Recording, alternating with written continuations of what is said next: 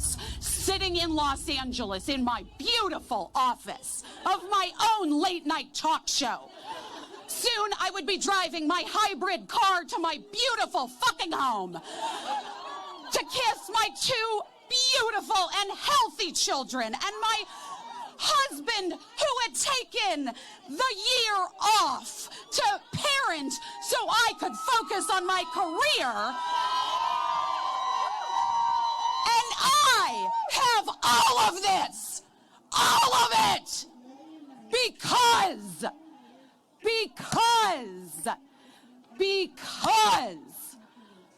I was allowed bodily autonomy at 15. I will not be shamed into being quiet. We will not be shamed into being quiet. Never again. I will never stop talking about my abortion or my periods or my experiences in childbirth, my episiotomies, my yeast infections, or my ovulation that lines up with the moon. And that, my friends, is why you don't do drugs, especially before you give a public speech.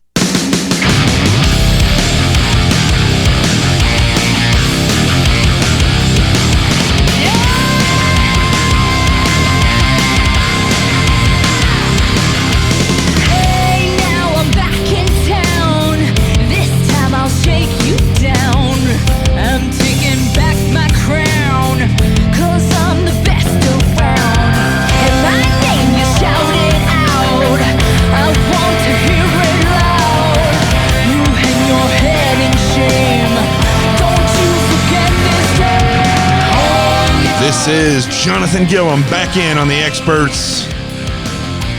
And that was some opening. And I'll be getting to that in just a minute. And the president's State of the Union address, well, it wasn't State of the Union, the president's address to the country, I guess you could say. That's what it is. All right. It's late. I make mistakes sometimes. So I'm going to get to the president in just a minute. I want to explain why I started with that soundbite today, because I just saw that for the first time earlier today when I was reading an article about these women in Utah that walked out of a vote on an abortion bill, and a few Republicans and Democrats. These were Utah state senators, and they walked out because the bill was about making it mandatory that anyone wanting an abortion had to see the ultrasound first, because they're going to do an ultrasound and they have to see it before they give them the abortion. And whatever the motivation is behind people wanting to do this, listen, those of you probably know that listen to this show, I don't even like to use the terms pro-life versus pro-abortion, because people think in political terms. I think in terms of the Constitution. I do have religious feelings about this. I'm a Christian, and I believe that, and I've seen life under a microscope. When I was in a biology class in college, we took the semen and the eggs from starfish, and we mated them under a microscope, and was able to see and monitor it and watch the first cell divide, and then watch that division happen, and you could clearly see that there was something growing immediately. I mean, pretty quick. Within the first hour, you were seeing a life, and there was no denying that was the beginning of a life. So from a scientific experience, from religious mentality or religious upbringing, a Christian, I believe that all life should be protected. But take all those out of the equation, and I believe that the Constitution protects all life. So that was, in the beginning, Busy Phillips is her name.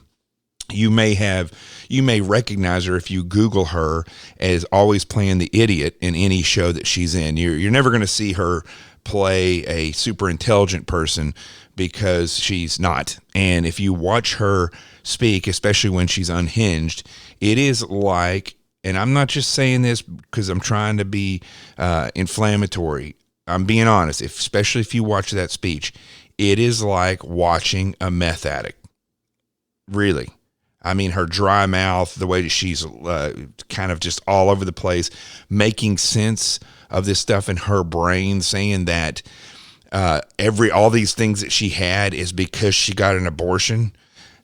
I mean, there's plenty of women out there that have gotten abortions, or that did not get an abortion, that went on to be successful women. And there's a lot of children and grown-ups that were failed abortions, or that where the parent was going to get an abortion, decided not to. And those people grew up to be amazing individuals. Amazing. Testifying in front of Congress, doing all kinds of stuff. But you're not going to hear that from them. And according to this shallow individual, she is all these things because, and everything that she was spouting off was material. She has and is all these things because she was able to have an abortion at 15 years old. I can probably guarantee, I don't know them, I don't know anything about her and her family, but I based on my knowledge and training and expertise, and studying psychology, and seeing terrible things from working in law enforcement for so long, I can guarantee you that her family life as a child was horrible. Probably really bad. Or some things, maybe it was a good childhood, but certain things happen. She's crooked. She's out there. And she's definitely, I don't know. I mean, I don't know. Again, I don't know her, but she has the signs of somebody who is on drugs. So, and I think she's been recently in a rehab. I think she was in rehab. So, just looking at her mannerisms, you can see it. It's horrible. It's horrible. And hopefully the little sound bites I put on there aren't going to get this show pulled down. If it does, I'll redo the show without those sound bites, just so you know. But it's interesting because these women that walked off in protest of the bill in Utah, they did so. There was a couple of Republican women that walked off because there was a certain procedure in there that they didn't agree with. And then the other, of course, the Democrats, they just walked off because they're all pro-abortion. They don't really care about pro-life things. But this is what bothers me about all of this stuff, right? How many of you out there right now are absolutely in tune with life and death right now because of all this coronavirus stuff? There are people, you go on news or social media, they are freaking out because Tom Hanks and his wife, God bless them, but they have the coronavirus. They got in Australia doing something. I guess they're shooting a movie or something. And they are 3 ways to Sunday bent about that. But they are the same people who go out and protest for the ability to kill a child. And not just the sales where I talked about, like when it first happens and somebody gets in a pinch and they go quickly and there's things that they can do to get that quickly taken out. Whether I agree with it or not there. I mean, I don't agree with any of it, to tell you the truth. I don't agree with any of it. But we're not even talking about the very beginning of sales. We're talking about in certain cases, such in Virginia, where they say that the mom could carry the baby to term with no problems. It's not like the kid's addicted to crack, or it's got severe where it's going to die as soon as they get it out of the womb, or the mom's in a perilous situation where she's going to die, which all those things are debatable as well, whether or not, we go down this road. And I'll explain that in a second. But we're talking about people who say that you should be able to take a viable baby, not even a fetus, a viable baby, set it aside, and then decide whether or not the mom wants to keep the baby. That's what the governor of Virginia, Ralph Northam, that's what he says. That's what the weirdo Cuomo here in New York City, that's what he feels you should be able to do. And they have people that rally around him. I have a real problem with women or men that call themselves conservatives and then will walk out and protest with somebody because of one particular thing in a bill. Instead of litigating that properly like it's supposed to be done, or raising a stink about it in media, they were willing to shun the whole bill because of that one little bitty thing that had nothing really to do with it. It was a medical procedure, but it didn't really have anything to do with whether or not the baby lived or died. But these Republican women were willing to give up that entire bill because of that medical procedure. Now, if that medical procedure is dangerous or something like that, they should have raised holy hell in the media and shown that was the case. But I didn't see that. I didn't see that in national news. I didn't see it anywhere. Of course, national news probably isn't concerned about this either, to tell you the truth. But when I listen to Busy Phillips and that nonsense that's coming out of her mouth, and I look at these women in Utah, and I can guarantee if on a side note, we just cornered any of these people and they didn't know who we were or whatever, we're just talking to them about, oh, they're so worried about the coronavirus. You know, what if it gets to their parents, or heaven forbid their child dies of it? Be horrible, horrible. You know, so many of these people talk about drunk driving. You know, it's kids are being killed every day by drunk drivers, and those people actually go and support abortion, even late-term abortion. I don't know if I have a sneaking suspicion. I mean, we can look back in old texts in the Bible, and we can look at stories, you know, and writings that are thousands of years old. I mean, same thing with politics. You look at what's going on right now. You look at Hitler and the things that allowed World War II to happen. You go and look at 1,000 years ago, and you look at whoever was ruling then, and you look at back when England was becoming a nation, or even further back than that, you know, Caesar and all these people, you know, before Christ was born.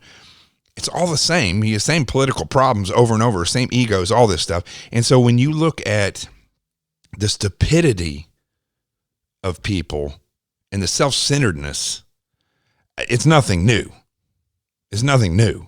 It's just that now the problem with social media and the ability to fly all over the place and contact people is I've said this before. It's just like my buddy Mike, who used to be a cop in Long Branch, New Jersey. He was a sergeant out there.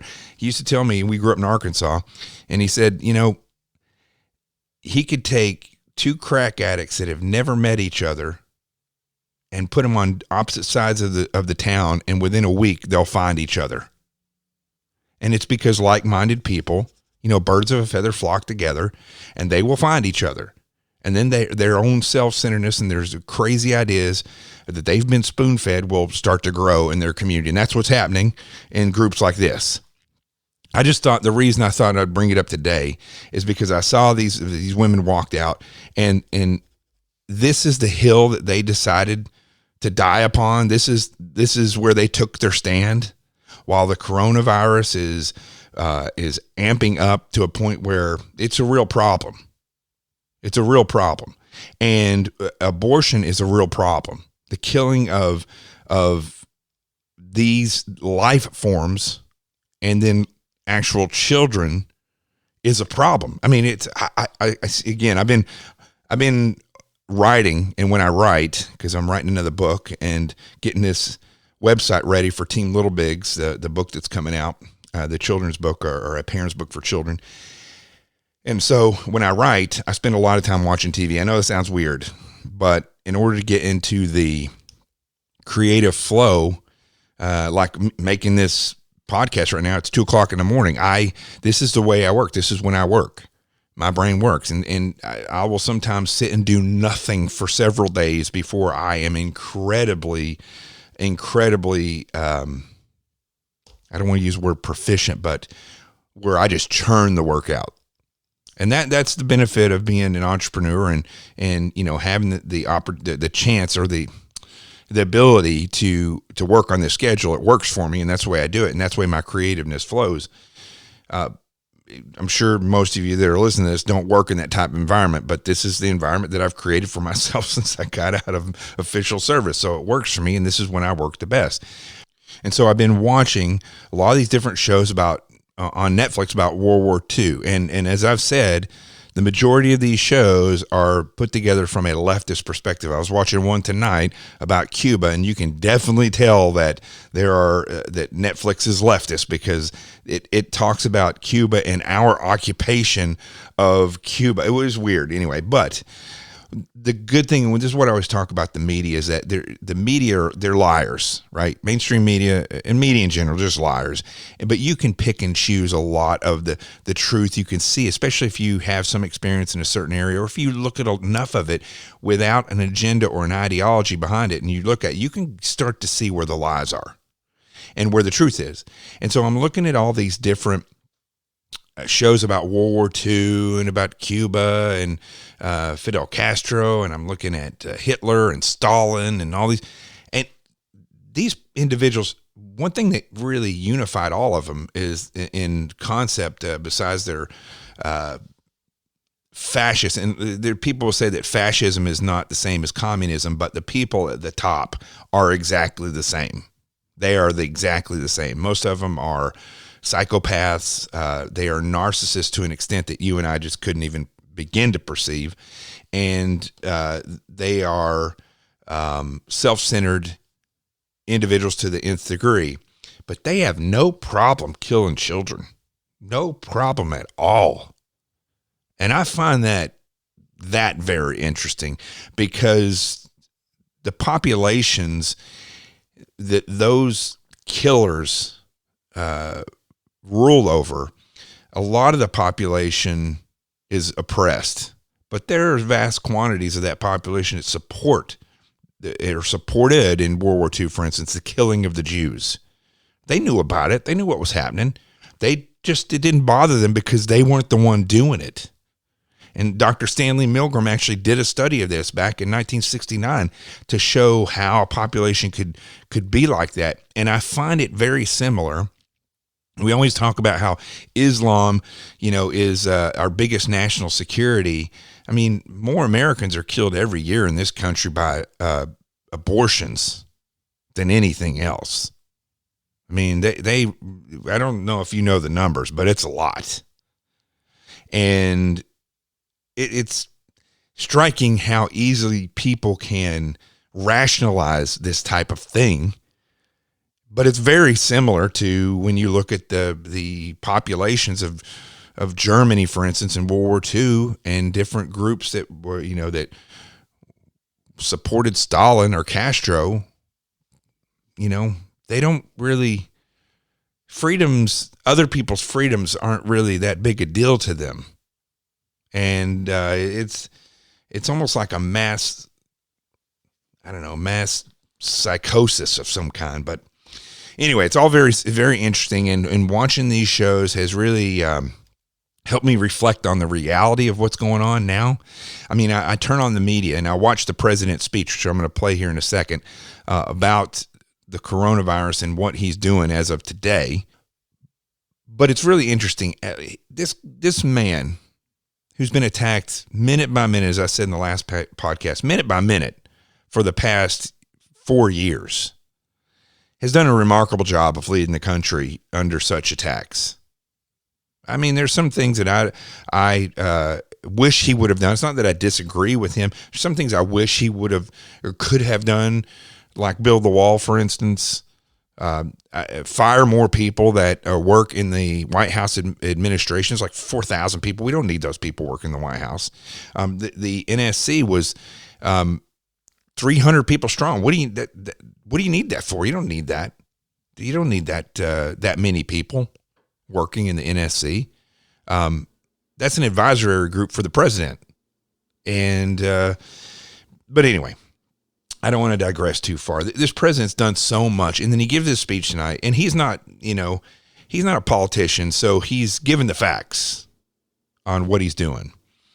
And I would like him to be more eloquent. In fact, I wish he'd just speak with bullet points, because he is really more eloquent by far and much more emotional when he is just speaking from the heart. I think he actually does quite well when he speaks from the heart. It's the teleprompter that gives a lot of people problems. I've seen people who were great analysts but terrible behind the teleprompter. I am not the best behind the teleprompter. I'm learning, but it's nerve-wracking, and it takes a lot of emotion out for people who don't do it often. But regardless, that's picky stuff, right?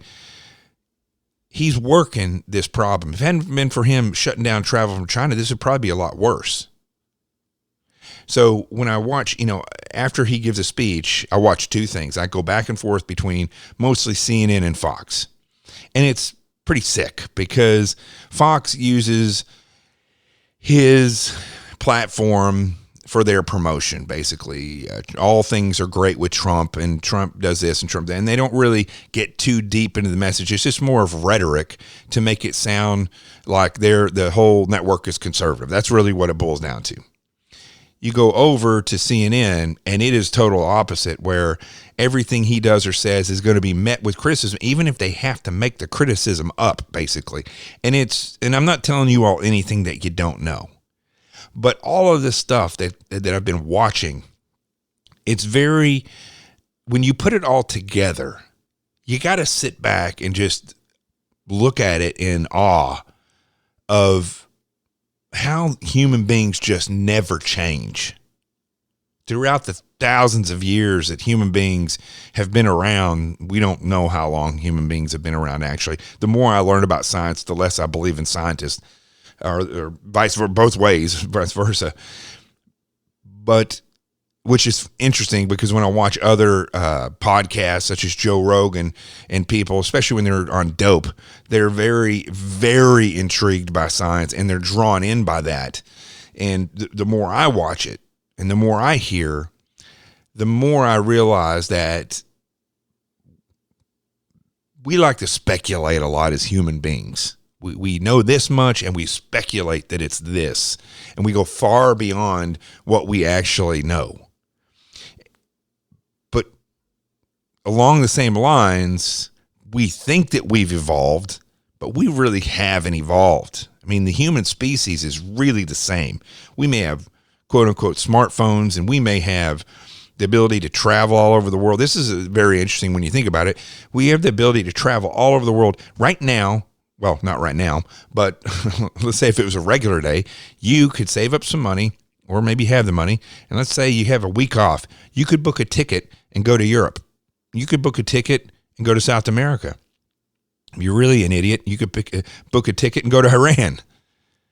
But you can travel to places that 200 years ago, you would not have ever been able to get there in your life. The circumstances of life, the ability to travel quickly. Let's say you got a week off from work 200 years ago. You weren't taking off to go over to France. That's something you read about in books. The ability to travel and communicate and learn what those people are learning or know and what that person over there knows is 10,000 times more advanced than it was 200 years ago, let alone 2,000 years ago, right? So why are we having the same problems 2,000 years later? Why are people in charge of every country and every world war and major war that I can look at has been waged by leaders or groups of rich or leaders against other groups of leaders or rich? It's not like the populations just exist. There's the masses, and then there's these other people who wage war and cause problems and mess things up. And very few of them actually step outside the box. They literally follow that line throughout history. So if science knows so much, and if people know so much, and if we were so advanced, why is killing babies even a thought in a human's mind in this country? That's an interesting thing when you think about it, isn't it? As advanced as we think that we are, and as far along as we've supposedly come, and these phones, like they talk about the rocket that sent man to moon, had less power than your watch on your wrist, let alone our phones. Our phones are more powerful than the supercomputers back in the day. But we still want to kill babies. I find that very, I don't want to use the word interesting. That's very sad, actually. But how we keep kidding ourselves. And this is the other thing that I see throughout history. We keep kidding ourselves that we are advanced. We're more advanced. We know more. You know what it reminds me of? If I took a 2-year-old and taught them a few things, this and that, and I'm, 50, I know 50 years more than that little child. And that child may learn a few things here and there, but there's no way they can compete with me. Probably could compete with me in math because I'm not real good at math. But they can't compete with me in math or reading, certainly not in talking, a 2-year-old. And that's just 50 years, right? When we think of the God that created all of us, think about this, okay? The God that created all of us has always been, is, and always will be. And you see the difference between 50 years, that child and a person at 50, even a person at 100, all the things that they've learned. Imagine us compared to God. We know nothing. So this elitist thing that we have in our mind, that human beings have in our mind, because we can reason, and those are monkeys over there. Yeah, they can stand up, but they don't have the same brain we do. Well, our brain is really not that advanced. And that's why it's so funny to me when I listen to people on these other shows, or people that, are scientists and these elitists. The worst are people from, and listen, you may listen to this, you may have come from or went to an Ivy League school, but I'm not interested in your word salads. I mean, listen, you may have gotten a great education and know things, but on this level, you're just as dumb as I am. You're just as incompetent as I am. And for the human beings, for us to think that we're so advanced, if you look at history, you're going to see that we're not. We're not any more advanced psychologically than the people 2,000, 3,000, 4,000 years ago. I can guarantee you right now, if this coronavirus gets so bad, for instance, that nobody can man the electrical grid and electricity goes out, well, you're not going to have water. And let's say people freak out, which they would. I mean, 2 weeks in most of the cities, 2 weeks killing starting because people are dying. And most people will not be able to get from here to there or wherever they want to go because they don't have a map. They only have their phones. And those things aren't going to work because, but if you go 200 years ago and the same thing started to happen and somebody want to unass a place, guess what? They're going to be able to get from point A to point B really quickly, or well, I shouldn't say really quickly, but much easier because they understand how to read a map or they know the geography of where they're at. We're not advanced, people. And this is proof of it. That majority of people in this country and around the world right now are at, really, when you think about this, we are at the beck and call and the hand of the coronavirus itself and a couple hundred world leaders. That's right. They have the ability to mug everything up right now. So let's pray for Trump that he doesn't. And I'm going to play his soundbite right now. So that's why I started the show out with that. And I hope that gives you, I hope you kind of get the same insight that I have. I mean, when things like this happen, it makes me pause. One thing I'll tell you about this before I get to Trump again is that what I learned from being a first responder for many, many, many years, and from even being a SEAL, an attacker, is that you should plan for hard times. Or if you have a mission, you should plan for it, whatever, right? Or if something happens, let's say you have an incident. It's funny because my mom displayed this years and years ago on Elvis's birthday. I don't remember, it was in the 70s sometime. My sister fell off a bluff. We were at, for those of you who are from Yeovil, Arkansas, we were at Water Creek, and there's a bluff there that's notorious because it goes straight down, and then it has a shelf that comes out at the water level. It comes out about 3 feet. And she was swatting at a horsefly. She's about 10, 15 feet up, and she slipped and fell and smacked that rock and then rolled into the water. And we pulled her out of the water, And she had a broken wrist. I remember when we brought her up to, my mom was sitting on the shore, and she did not freak out. She just sat there, and she said, "How bad is it?" And she's like, I don't remember exactly what was going on, but she said, all right, everybody get their stuff together. We're going to go to the hospital. So she never freaked out. She paused, assessed the situation, and then dealt with it. And that's what you have to do here. That's what I saw the president do. He's paused over the past week, not paused from doing things. They were doing stuff. But before he started spewing the rhetoric, scaring people, he paused. That's why in yesterday's show it's so hard on Tucker Carlson, one, because I don't like the guy, and two, because he, like everybody else in the media, loves to churn this up. And this president's done an amazing job at handling this, just like he's handled everything else that's been thrown at him so far. And my hat's off to him. So with that being said, we're going to take a break real quick. I'm going to come back, and then we're going to play the president's speech in its entirety so that you can hear this, and then we'll talk about it after his speech. So we'll take a break. We'll be right back.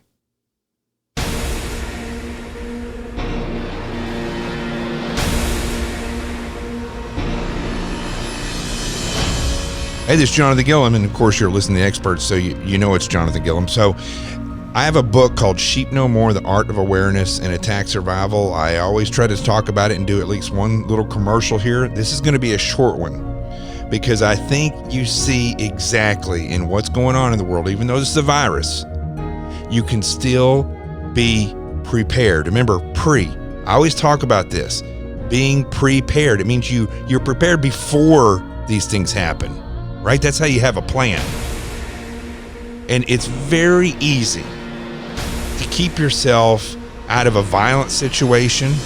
It's very easy to avoid most dangerous things. And in the cases of like this virus from spreading, if you typically wash your hands and have good hygiene, you're much less possible of getting this virus. So Sheep No More, The Art of Awareness and Attack Survival was written for you.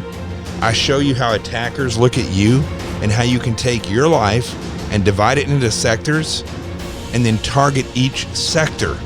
So instead of saying, I'm going to secure my life, you secure each sector. Your home in the mornings, different than your commute to work. That's different than when you're at work, different than when you're at lunch, different when you're at a special event, and so on and so forth. Sheep No More, The Art of Awareness teaches you how attackers look at those sectors, because different sectors have different attackers that prey on different vulnerabilities, that exploit those vulnerabilities to get at different critical assets at different critical times to get to those criticalities. The avenues of approach are different because it's in different places. Once you learn how to look at that, then the second half of the book shows you how to defend and set up defenses against that, to have plans of action, and how to act instead of just react. It's got 2 workbooks that go with it. The threat assessment workbook covers the first half of the first book, Sheep No More, and the second workbook, the defense assessment workbook, goes with those defenses that I just discussed. Sheep No More, The Art of Awareness and Attack Survival, and its 2 workbooks. Trust me, if you get it, it will change your life. And that's the truth. Sheep No More, The Art of Awareness and Attack Survival, everywhere books are sold. Let's get back to the show.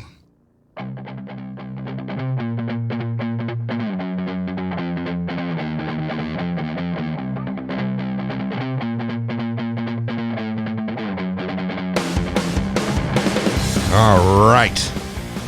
And with that, let's get to the president right now. My fellow Americans, tonight I want to speak with you about our nation's unprecedented response to the coronavirus outbreak that started in China and is now spreading throughout the world. Today, the World Health Organization officially announced that this is a global pandemic. We have been in frequent contact with our allies, and we are marshaling the full power of the federal government and the private sector to protect the American people. This is the most aggressive and comprehensive effort to confront a foreign virus in modern history. I am confident that by counting and continuing to take these tough measures, we will significantly reduce the threat to our citizens, and we will ultimately and expeditiously defeat this virus. From the beginning of time, nations and people have faced unforeseen challenges, including large-scale and very dangerous health threats. This is the way it always was and always will be. It only matters how you respond, and we are responding with great speed and professionalism.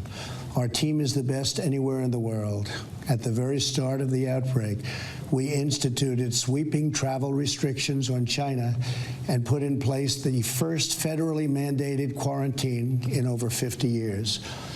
We declared a public health emergency and issued the highest level of travel warning on other countries as the virus spread its horrible infection.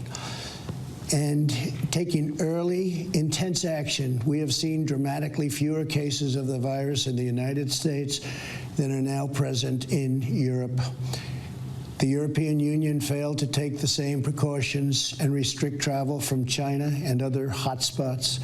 As a result, a large number of new clusters in the United States were seeded by travelers from Europe.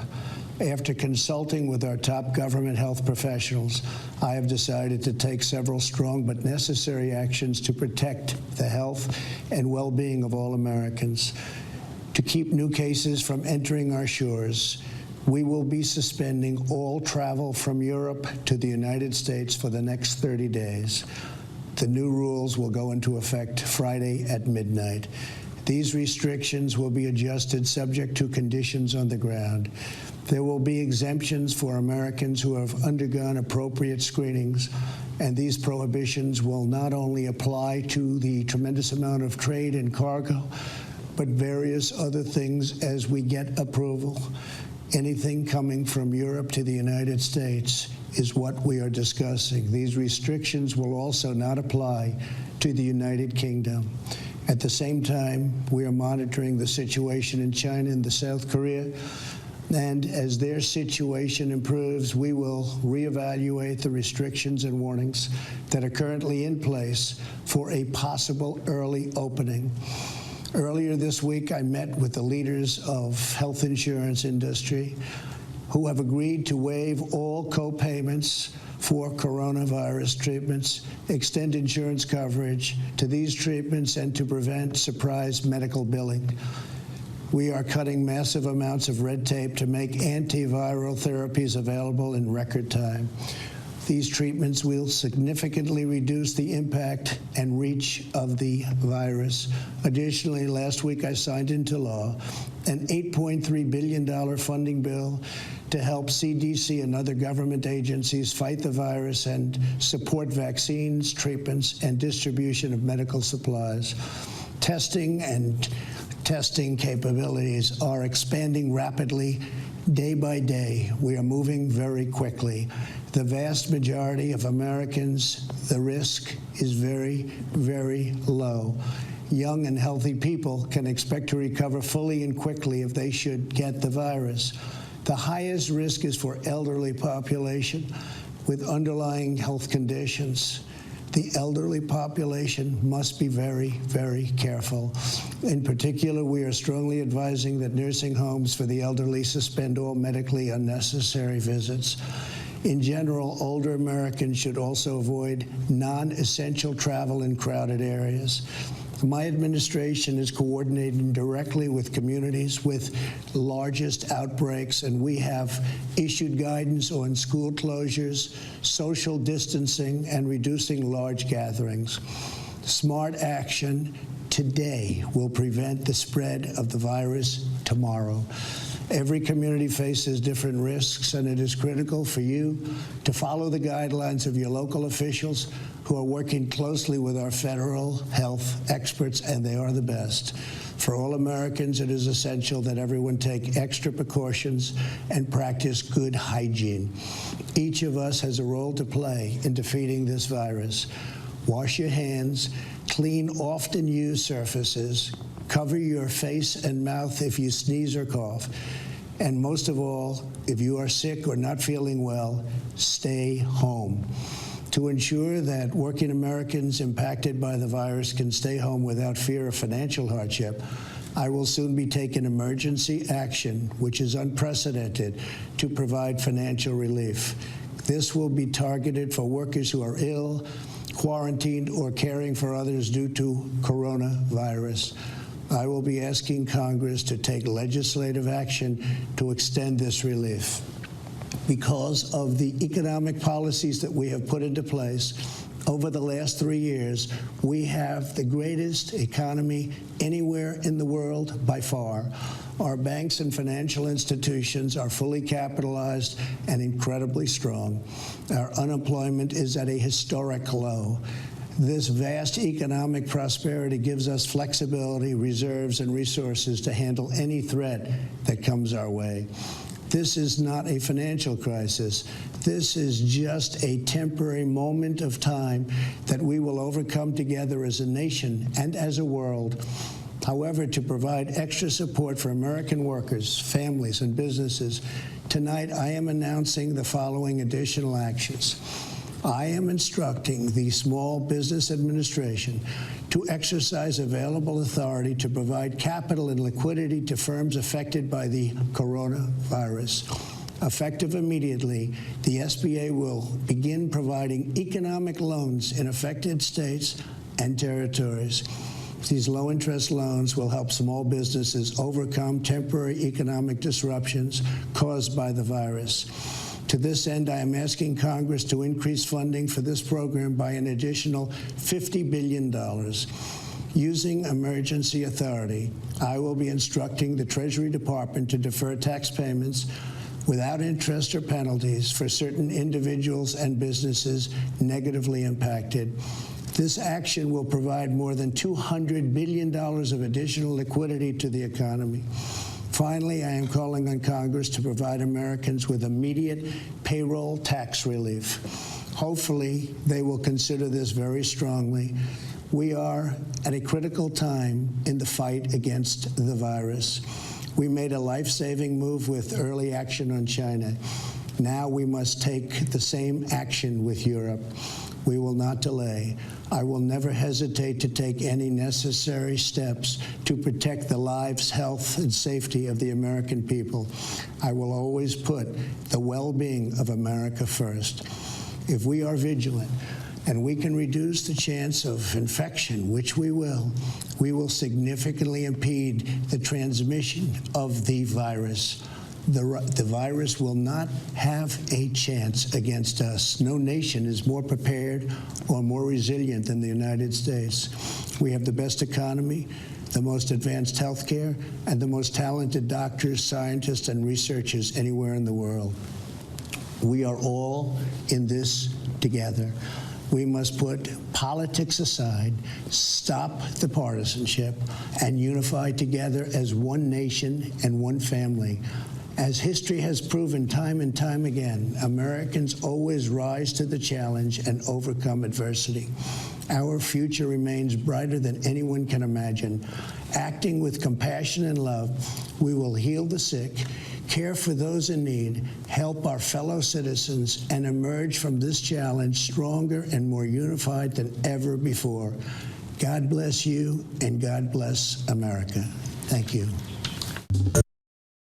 So there you go. And I think that is, I'm glad I got the soundbite for that so I could play that, because I think it's very important that you hear that. But I want to say one thing that's definitely on my mind as I was listening to that again, because I've since that played earlier today, I've had a couple of conversations with people. And let me pull my notes up here. One of the things that really stood out and I'm not going to go into who this was or what it was about actually, but very interesting because they were talking to somebody who has a sick grandmother, and they were asking, do you think I should, I just came back from a trip and I'm overseas and I'm not feeling good. And my friend was like, yeah, you should go to the doctor. And I mean, depending on where you were at and the symptoms that you have, and they're describing their symptoms, are like, well, at least you should stay away from your grandma for right now until you figure it out. Because one of the where they came from was where all this stuff is happening. They go over to check on the grandma, and there the person was over there with them. Now, this is just ridiculous and stupid. And I've heard several other people that I'm talking to saying, well, I'm not feeling this, or I'm feeling this way. And I'm telling them, monitor yourself. But more than anything, until you figure out what it is, stay out of public. Don't go just anywhere. Don't go to the gym. Be smart about this, because what the president said is absolutely right. This country is greater than any other country. We have the ability to get ourselves out of this stuff. But here's what he didn't say, is that we're also a very self-centered citizenry. And I hate to be I love this country. I've served this country for over 20 years in official service. But the problem we have now is that it's full of people who will say, I'm still going to go to the gym. It's just a little fever, right? I'm still going to go. Listen, I'm going to go see a movie because it doesn't matter that, I have this dry cough. It's probably nothing. We have a country full of self-centeredness. And it's because of the way that we've been indoctrinated over the years maybe it's not, I don't want to put it all in the hands of media or school teachers or schools or things like that, or the education sector. But we've kind of been programmed to be like this. You're important. Everybody gets a trophy. You deserve what you want. Damn working for it. You a lot of millennials now just think that they should just get what they want. That's not the way the real world works. And unfortunately, you're going to have people that are still going to go to work in the food industry, people who are employees of retirement homes or different places where people are sick, and they're still going to go to work even though they've got this stuff. I can guarantee you it's going to happen. Mark my word on it. That's the way it's going to spread. This virus, it isn't some kind of supernatural spirit that's roaming the earth.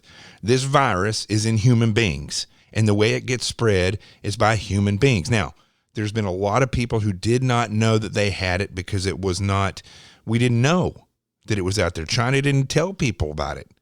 Well, now we know. And everybody knows. There's nobody out there that can say that they don't know. And if you have a symptom, or if you don't feel good, you should pause and take a second and start examining yourself pretty closely. Where have you been? Who have you been in contact with? What are the symptoms that you're having? One of the main symptoms, which I tweeted out today, is if you are short of breath. Now, here's the problem with coronavirus. It's not, although some of the symptoms are similar to the flu and even the common cold, both the common cold and the flu come on very rapidly, especially the flu. You feel one really good one day, and the next day you feel good, and then, at 12 o'clock, you feel a little rough, and by 2, you're sweating it out, about to die, okay? That's the flu. Coronavirus comes on slow. And a friend of mine in the medical industry that has already dealt with several coronavirus patients that have passed told me that they don't even have to give a coronavirus test. Now, if somebody comes in the hospital, they will give them a chest x-ray, and they know right away if they have full-blown COVID in their lungs. So that is something you need to pay very close attention to, because the symptoms are going to be very mild and they're going to creep along. You may not actually ever develop into this full-blown thing that's happening. It's mostly elderly people, although one of the first people that died in the United States was 43.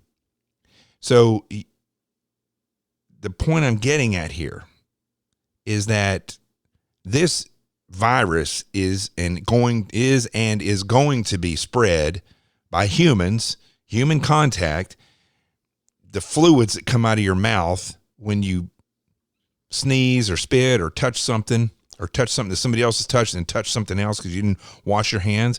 It's going to come down to nothing that the government does. Okay. The government's going to do a lot of things, going to help a lot of people out. But overall, this is what it comes down to. You don't want to get the coronavirus. Wash your hands all the time. Don't go outside right now unless you have to. Don't go do things. Like, for instance, I'm considering working out at home for a while because I go to the gym every day, and it is a perfect breeding ground for this. If you have somebody that you love that's in the hospital, if you can call them and say, I love you, but I don't want to come there because I don't want to take the chance in getting it and spreading it. Or if you don't feel good, I don't feel good right now. And I don't want to take the chance that it may be coronavirus that's just seeping through me, but I could give it to you while you're in the hospital. Just be smart. And if you're in the hospital or you're getting sick, don't be a jerk to people because they don't want to come see it. This is something that has not happened in our lifetime. Okay. Now, like I said, and like the president said, most people are not going to die from coronavirus. I think that's already been shown. Otherwise, the world population will be completely ravished already in a lot of these countries. But we're looking at a good vast amount of people that are going to get sick and die. There's no doubt about it. But most of that can be prevented if we do what we need to do and stop being so self-centered. Nobody's saying this in the news. They want to blame Trump for this or praise the president for that, and they want to ramp this up and say that, so-and-so said this, and that. It all comes down to this, folks. It all comes down to this. If you do your part and that person does their part and that person does their part, then there will still people will still get sick, but it's going to be a lot less. And as the temperature changes, I'm pretty certain that if this is like every other virus, it's going to become decreased. Also, the viral load, which I just found out about in certain areas, will decrease. Some places have more virus because there's more people that have been exposed, and so there's just more virus in that area. Metropolitan areas, for instance, but that will decrease. But it's not the end of the world. And all these, if you don't get to go somewhere, I can guarantee it's going to happen. Guarantee it. People are working from home now. Companies are saying, well, you work from home. Kids are being sent home. Schools canceled. College kids are being told to go home, that they're going to telecommute the classes, and they're being moved out of the dorms told to go home. This happened a lot. This is what they should do. Go home and live like this for about a month, right? Where you don't go out, you don't travel. If you got to order your food from Amazon, order your food from Amazon, but just stay out of the public's eye, because not just old people who should be doing that, you should be doing that. Just be a homebody for a month. It's really that simple. And when you go somewhere, wash your hands. Wash your hands before you go. Wash your hands when you're there if you can. Wash your hands before you come back, and wash your hands when you get home. Don't touch your face. I know, I'm just like you. I go somewhere and instantly my face starts itching. It's terrible. If that's the case, go to the bathroom, wash your hands thoroughly, not just like spray a little water on there and wash it off. Wash your hands. Scrub in between your fingers, scrub your fingernails, let the water run over the tips of your fingers and down over your hands while you scrub them, so that the water is going away from the tips of your fingers, because the virus can stay on the tips of your fingers if you wash it the other way. So wash it down. If you got to put more soap on there and do it again, do it. And then if it's just killing you because you got to scratch your face, then you do it. Otherwise, don't touch your face. And then go home. You don't have to eat out for a month. You don't have to go see a movie, go see a concert. You don't have to be broken up about it. This is the real world, folks. I've been saying forever The real world is like Las Vegas. Something may look like marble, may look like a beautiful marble wall, but you can take a baseball bat and punch a hole in it because it's fake. It's Vegas. Now, I'm sure there are marble walls in Vegas, but the point I'm trying to make here is this illusion that you live under, where people are like surprised when somebody who's 80 years old dies. That's life and death, folks. Every single person that hears this podcast and that is born into this world will die. Every living creature, every leaf that grows on a tree, every tree will die. Anything that has life in it that is born into this world will die. But yet we're all surprised when we die. Oh my gosh, so-and-so died. My dog died, like Rico. My dog that passed at 18 years old. Love him. People were shocked by that. I'm like, the dog's 18 years old. I miss him terribly. Crushed me. But Rico and I had long conversations about the reality of what was going to happen, because that's life and death. If you want to sustain your life here, you need to look at reality. And reality says right now, you want to party, you want to go out and be a social butterfly, you may suffer. That's reality. But if you want to live for now, you need to wash your hands and you need to stay away from anybody if you're feeling bad. And if it starts to get bad, contact a physician and go see a doctor.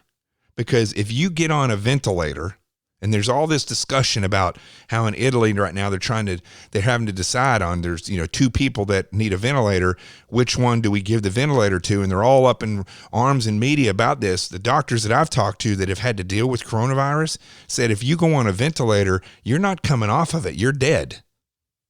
So it's not like people, as somebody I know said, they're slapping high five and saying, hey, we beat that coronavirus.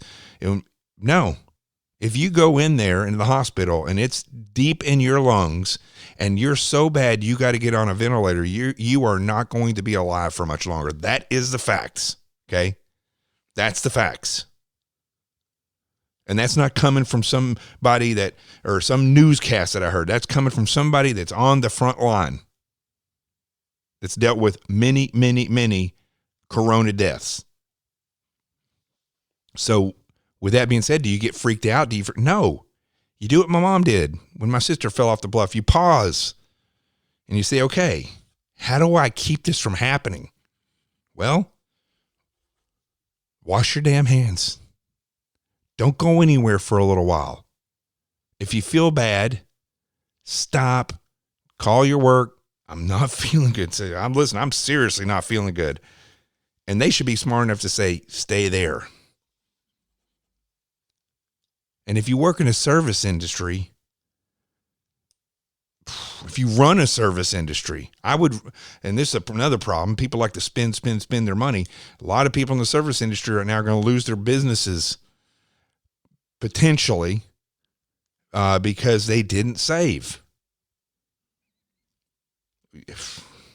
I don't know. I'm going down a deep hole right now, but the fact is, one thing that I took out of that president's incredible man sitting there of what he's faced with. And this is the other thing I freaking can't stand, is watching these newscasters talk about, and these analysts who, 5 years ago were just reporters, and now they're experts where they're actually giving their opinion, not just reporting facts. They're giving their opinion. What changed in that 5 years? Because it's not like they went and gotten any experience in a war, or they went through boot camp, or they, paid any. They're just the same people that they were before, elitists, giving their opinions on this stuff, because they sit around and they spout these word salads and they just freaking love themselves and think that their opinions, because other people agree with it, is right. So this president, none of them could step into his position. They would melt. I've seen human beings melt. It's a tragic, and I don't know what the word is. It's very interesting. It's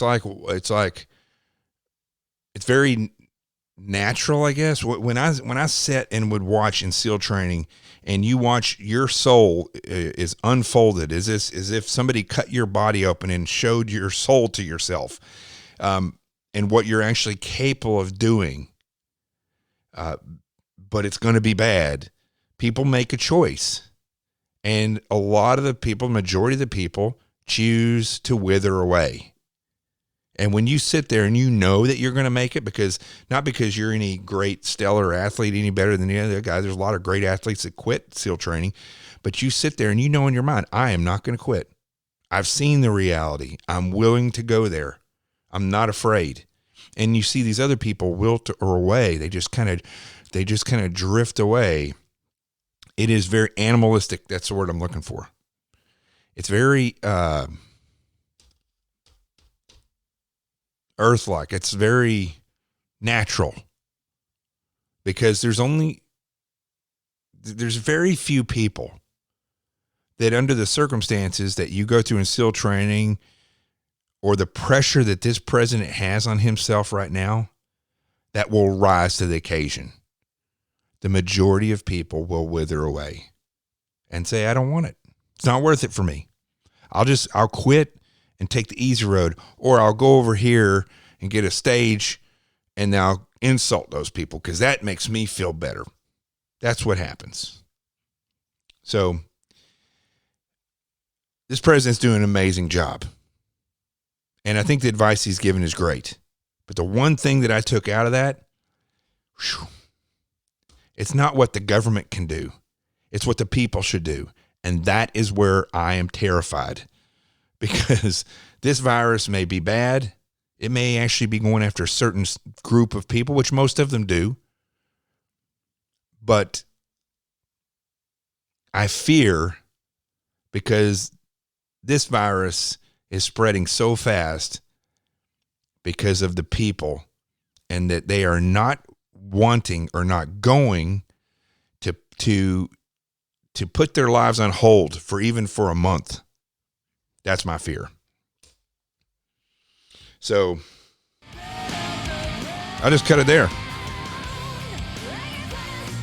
God bless this president. And I may come down on you all hard. And when I say you all, I'm talking about myself as well, the citizenry.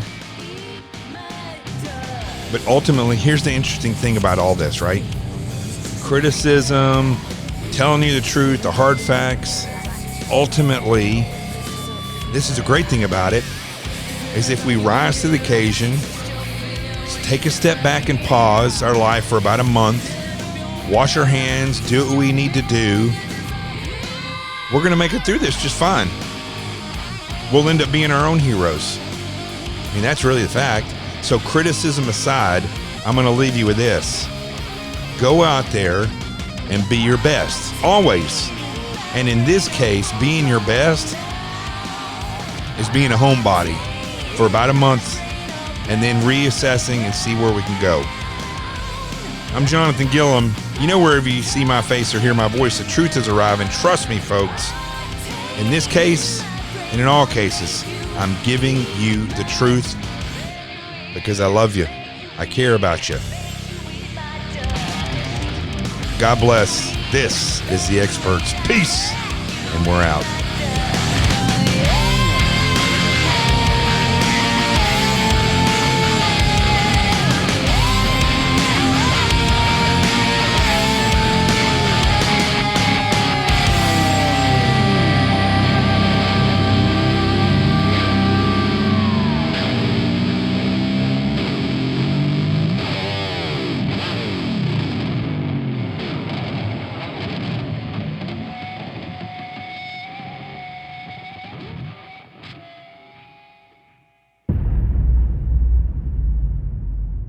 Corona be gone.